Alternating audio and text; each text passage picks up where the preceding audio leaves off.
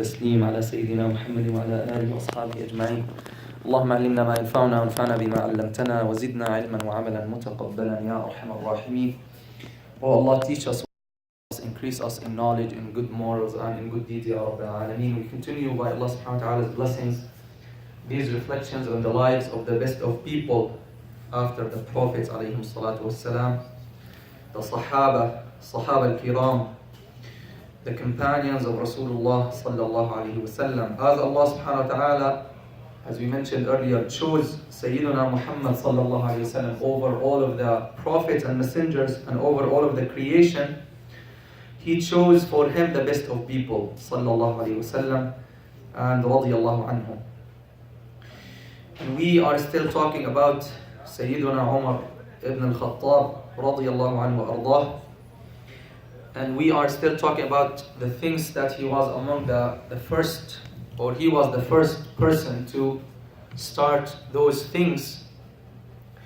And there are many things, by the way, and one of the, or many people wrote books on these things, that Sayyiduna Umar radiyallahu anhu was the first one to start. One of the books is Awwaliyat al-Faruq, in the precedence of al-Faruq in politics, in administration, and in qada, in the judiciary system. And there are many other things that he was the first one to start, radiyallahu anhu wa arda. Today we will finish this topic, inshallah, and we will go to other things next time, inshallah, about his futuhat, about the conquests that took place in his time, which is unprecedented, and that had no match in the Islamic history. Even in the Umayyad times, in the Abbasid times, the lands that were conquered in the time of Sayyiduna Umar radiallahu anhu had no match in the other times. And this is why he needed, radiallahu anhu ardah, he needed all this organization, all these things to organize the new state, the expanded state, very huge, very big state. So he needed to organize the affairs of the ummah and of the state, and this is what he did, radiallahu anhu arda. We start with something we mentioned earlier, which is compiling the Qur'an. He was the first one, radiallahu anhu, the first one to suggest to Sayyiduna Abu Bakr radiallahu anhu to compile the Qur'an. After, in that battle, the Hurub Ridda, the battles with the apostates, those who threatened the Muslim state, and Sayyiduna Abu Bakr, of course, he fought them. 70 of the Qurra passed away in those battles. 70 of the Qurra. Very huge number. And we know that the main reliance in transmitting the Qur'an over the generations was based on the oral transmission. There was no copy. The Qur'an was not even compiled in the time of Rasulullah sallallahu alaihi wasallam and in the time of Sayyidina Abu Bakr. It was not compiled yet. And the main reliance was the oral transmission. Rasulullah sallallahu alaihi wasallam would read the ayat to his Sahaba. His Sahaba will teach their children and their students, etc. Of course, at the same time, as we mentioned earlier, Rasulullah sallallahu alaihi wasallam had writers, the scribes of the wahi, the writers of the revelation. So the Quran in the time of Rasulullah sallallahu alaihi wasallam, this is very like ABC. This is like ABC for the Muslim to understand this fact, that the whole Quran in the time of Rasulullah sallallahu alaihi wasallam was written down. It was not compiled in one book, but it was all written down, letter by letter. How they used to write down, this is a whole course. How the Quran was written and how it was compiled, this is a whole course. And I spent in Raleigh almost 15 classes or 15 khatiras on just compiling of the Quran, compilation of the Quran and the different qira'at, etc. The basic thing that the Muslim has to know is the whole Quran was written down in the time of Rasulullah sallallahu alaihi wasallam and in his noble presence, and he approved that writing that was written in his presence. And that writing is sacred and infallible. Why?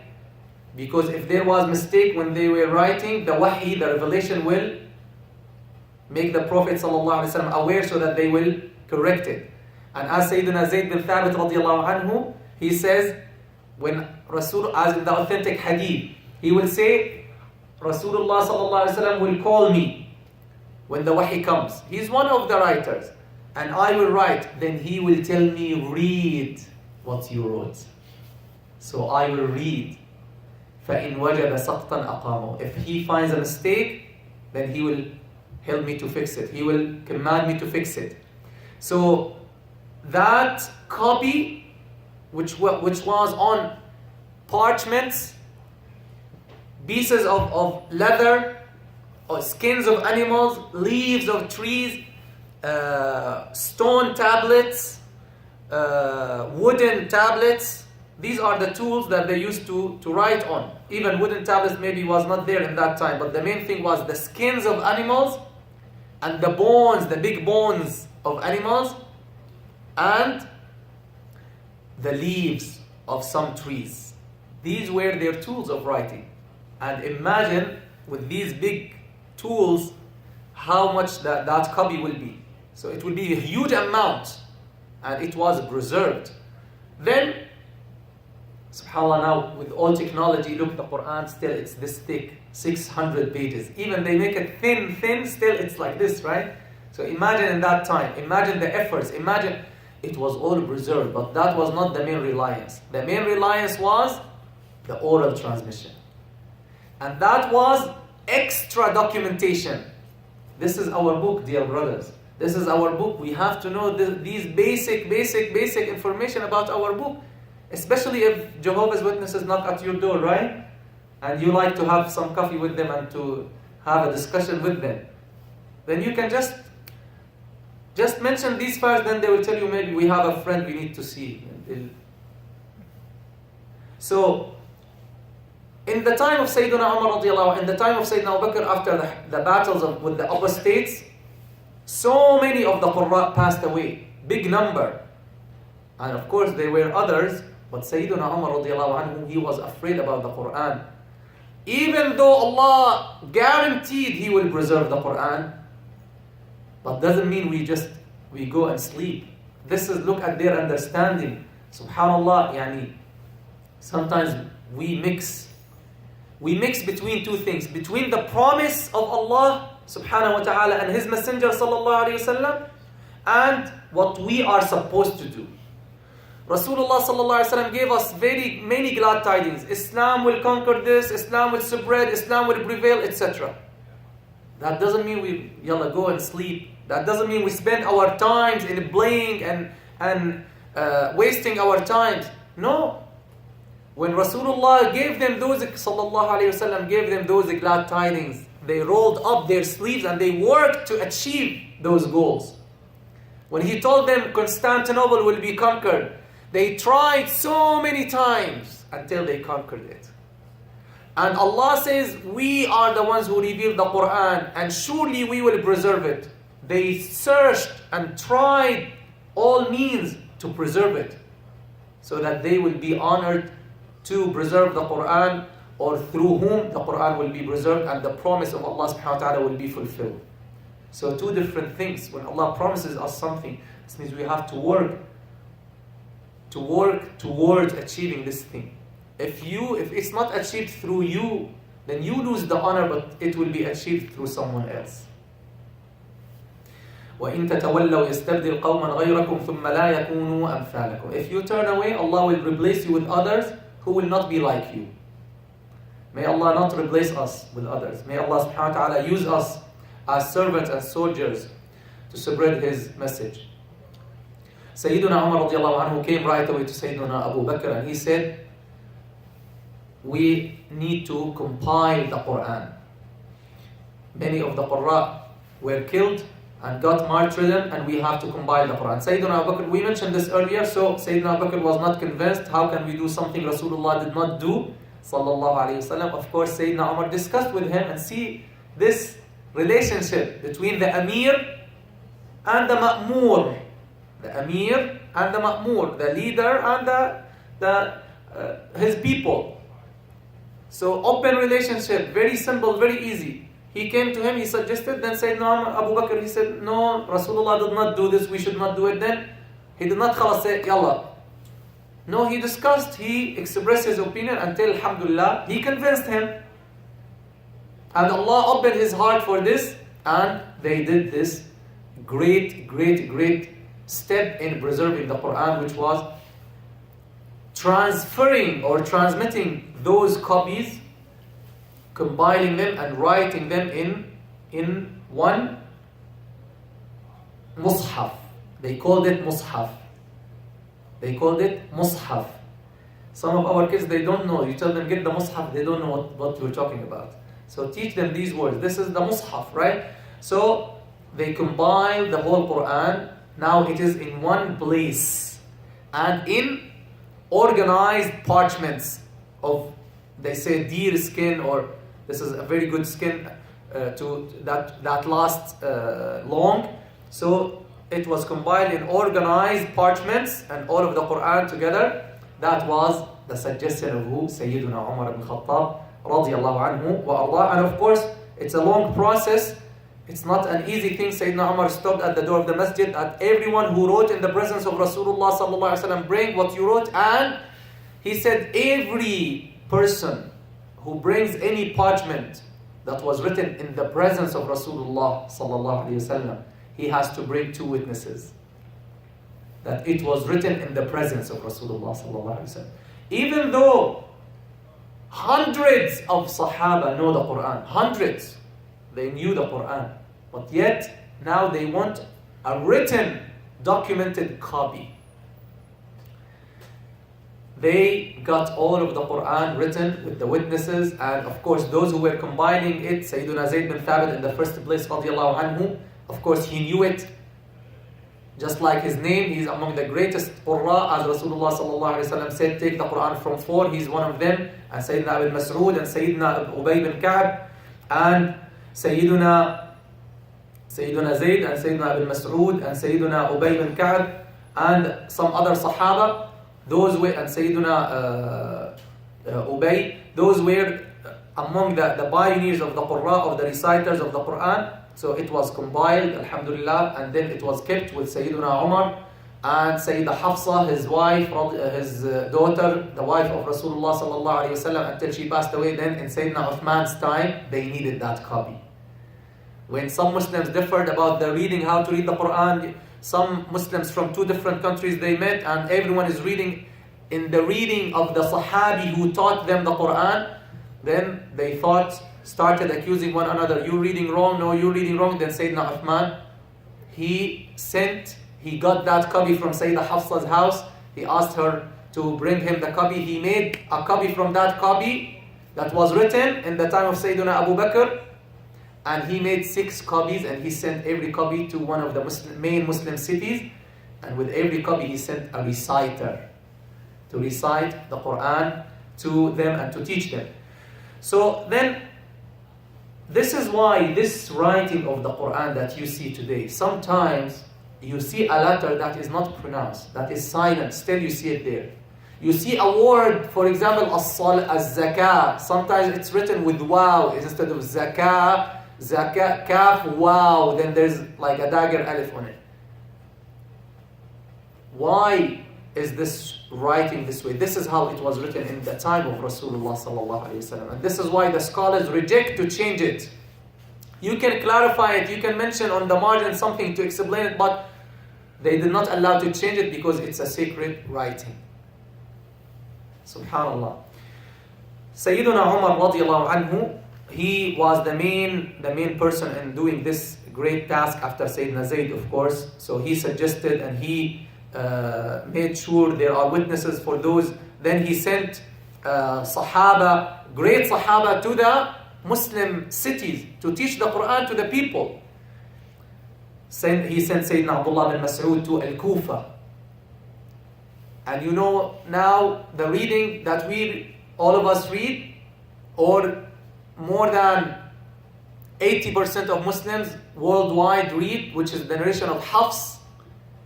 Hafs took from Asim. Asim is from Kufa. Asim took from Zir bin Hubaysh and from Abu Abdurrahman al-Sulami.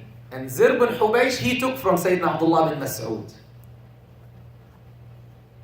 You see? So Sayyiduna Abdullah bin Mas'ud, Sayyiduna Umar sent him to Al-Kufa to teach people Qur'an. Then he taught his students.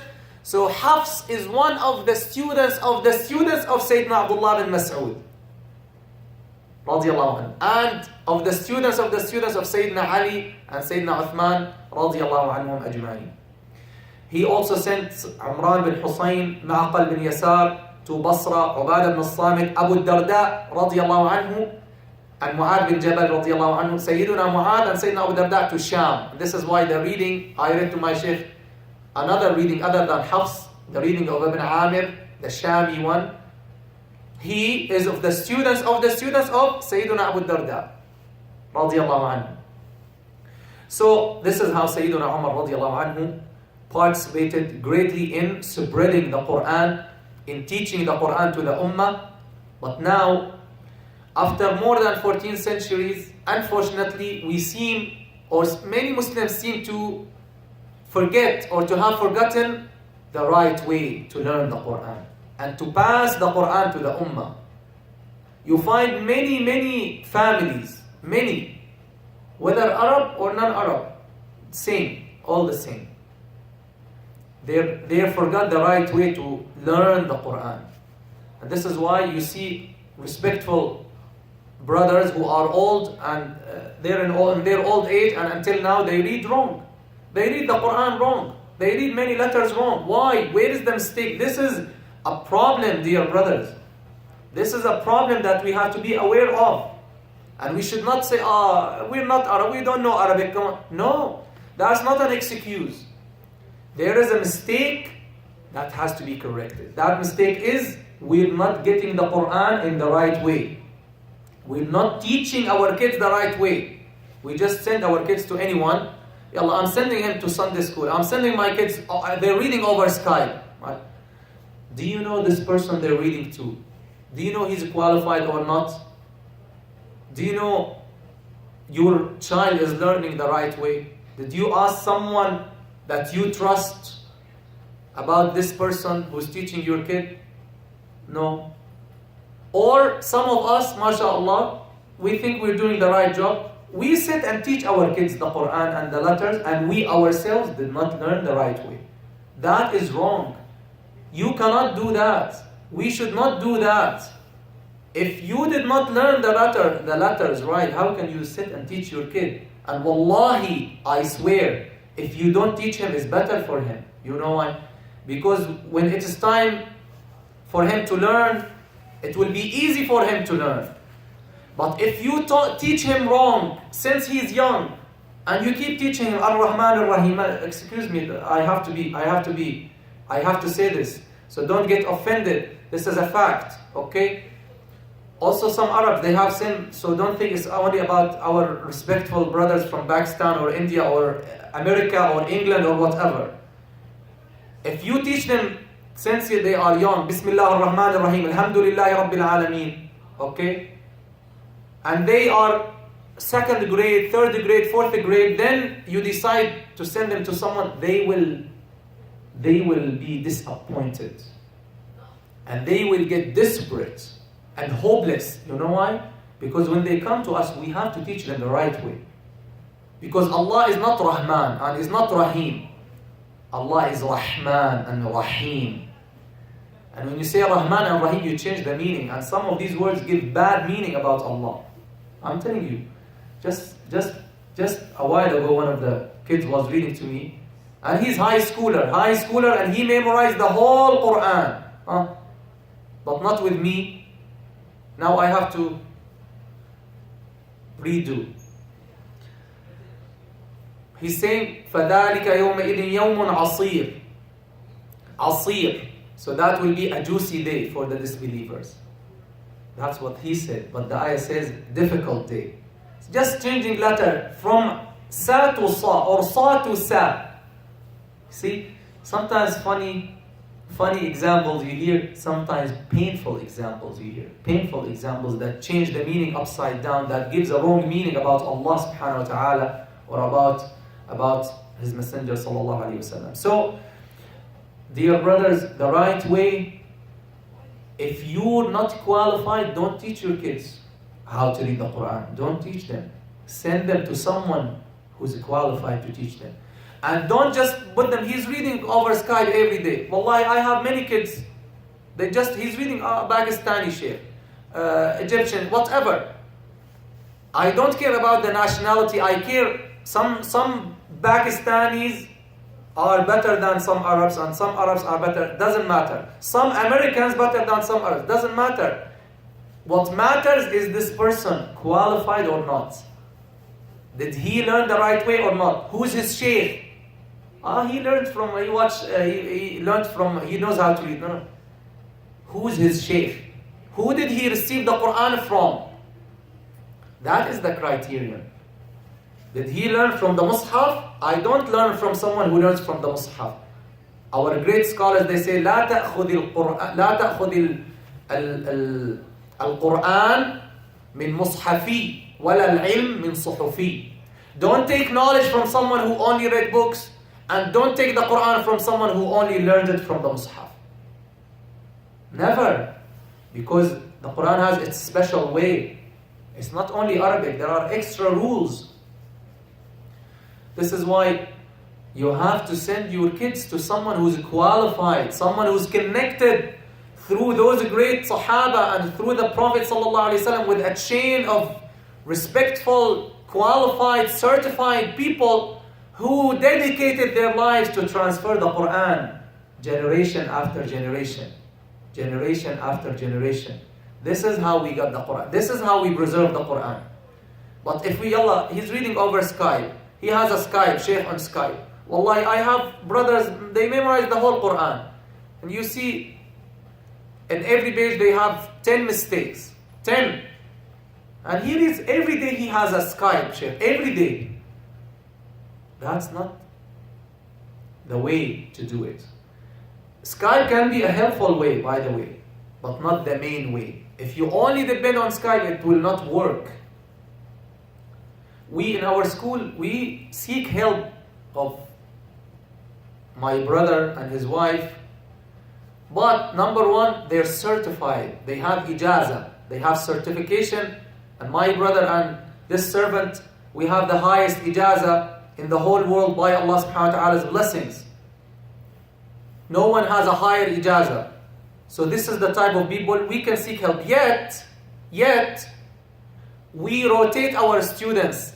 We don't let the student be with this Skype sheikh all the time. No. Every week they rotate. This week he's with my brother, next week he's with me. So they rotate to make sure. You need to see how they're doing the letters. You need to see how to help them to correct the letters. See the point? So I'm not like, he doesn't want to benefit from technology. No. We're using technology, but the right way. The right way. We can use a Skype, but the right way. Not just any person over Skype, and not completely only through Skype. I pray to Allah subhanahu wa ta'ala that this lesson that we take from Sayyiduna Umar radiallahu anhu, who exerted a lot of efforts, along with Sayyiduna Zayd and those great Sahaba, they sacrificed a lot to transfer the Qur'an to us intact, without any change in any letter or in any vowel. And we have to be loyal and grateful to those great people and continue this legacy in transferring the Qur'an in the right way. And it's not too late to learn the Qur'an. For you, if you don't know the letters, you don't know the right reading, don't teach your kids. That's the best thing you do now. That's surprising, right? Don't teach your kids. Yeah, don't teach them the wrong way. Don't. Send them to someone who's qualified. That's your responsibility. And alhamdulillah, by Allah's blessings, I think we have been offering services to all of your kids from pre-K until old age. from pre-K until old age. Now, if for yourself it's not too late, I have brothers, and even in Syria, I have someone who he was a retired general in the army. He used to come and sit and learn tajweed. And here, alhamdulillah, in this masjid, I have some old men, they come and they sit and they learn. It's not easy after 40, 50 years to, your brain is programmed to pronounce this letter like this, ha, instead of ha. It's not easy to change it. But at least, show Allah subhanahu wa ta'ala that you want to do it the right way. That you want to read His book in the right way. Just as we spend hours and hours on playing and games and toys and movies and picnics, put some time to recite the book of your Lord subhanahu wa ta'ala. So with practice and with determination and with resolve, you can change. Right, brother? You can change. If you fix one letter, that's great. If you fix two, at least fix your Fatiha. At least fix the surah that you read every day, some of the short surah, you read them, so that you don't change the meanings. Inshallah. This is from Sayyiduna Umar's barakat, from the blessings of Sayyiduna Umar's achievements, radiallahu anhu ardah. And some of the scholars, they say he was the first one, radiallahu anhu wa ardah, to give prizes to the Huffaz of the Qur'an.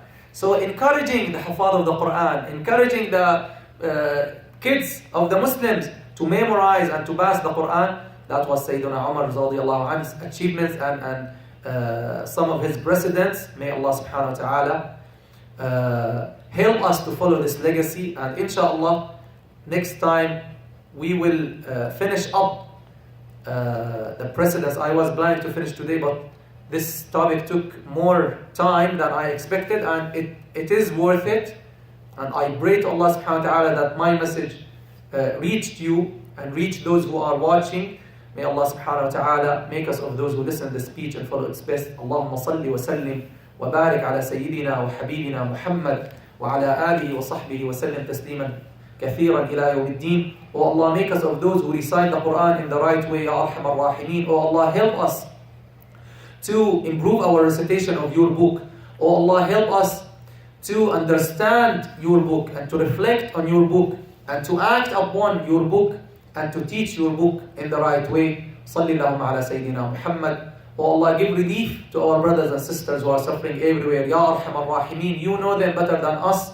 You know their situation. Oh Allah, change their situation into a better situation. Ya Ikram al-Akrameen, Ya Arhamar Rahimin. بجاه حبيبك سيدنا محمد صلى الله عليه وسلم والحمد لله رب العالمين.